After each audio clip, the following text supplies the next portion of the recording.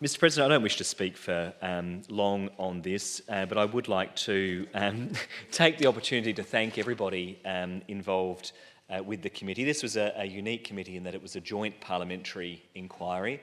I think it demonstrated the significance of the algal bloom event that we were dealing with last year. And so I thank members of the committee, the members from this place, the Honourable Ian Hunter, the Honourable Nicola Centofanti, but also the members in the other place, the Honourable, I think she's Honourable now, the Honourable Nadia Clancy, Olivia Savvis, MP, and the Honourable Matt Cowdrey, MP. I think this was a very valuable committee that shone a light on what has been going on our coastline and really helped all of us understand across party lines what has been happening and what we could do differently in the future. In particular, I do also want to acknowledge the work of the Secretariat. As always, we were very ably assisted by Leslie Guy, who played a really important role in ensuring that we moved through the committee stage in a prompt manner. So I really appreciated Leslie's support. And I also want to acknowledge the work of the researcher, Dr. Mary Brown, who also worked tirelessly to get all of this work done in a very short time frame, because let's not forget this was a committee that was initiated towards the business end of the Parliament. I don't intend to go through all of the recommendations, but there are a few that I think it's worth highlighting for you, Mr President. The committee recommended that the state government review the local disaster assistance arrangements in consultation with local government to better support local government access to timely disaster funding. The committee recommended that the government remove the requirement to establish economic loss as part of financial assistance to access fundings under the local government disaster recovery assistance arrangements.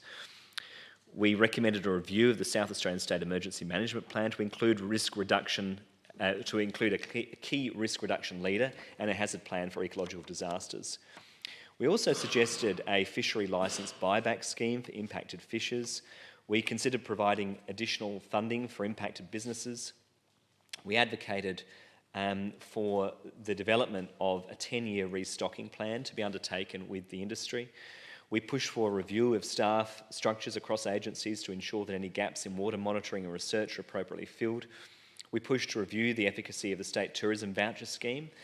We pushed for the algal bloom research and remediation to have long-term funding.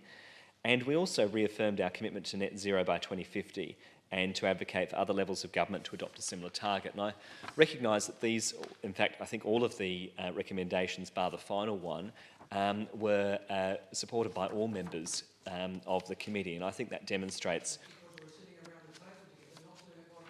Yeah, it does demonstrate that some people were there remotely, if I recall, but it does demonstrate that it was a constructive and useful process.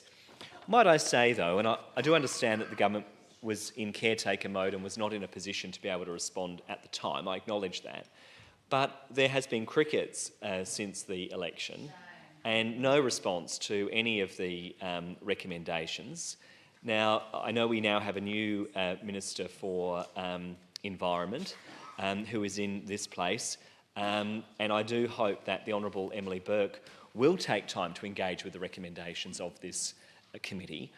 This Labor government has a very poor track record when it comes to responding to committee recommendations, particularly when they relate to the environment, Mr President.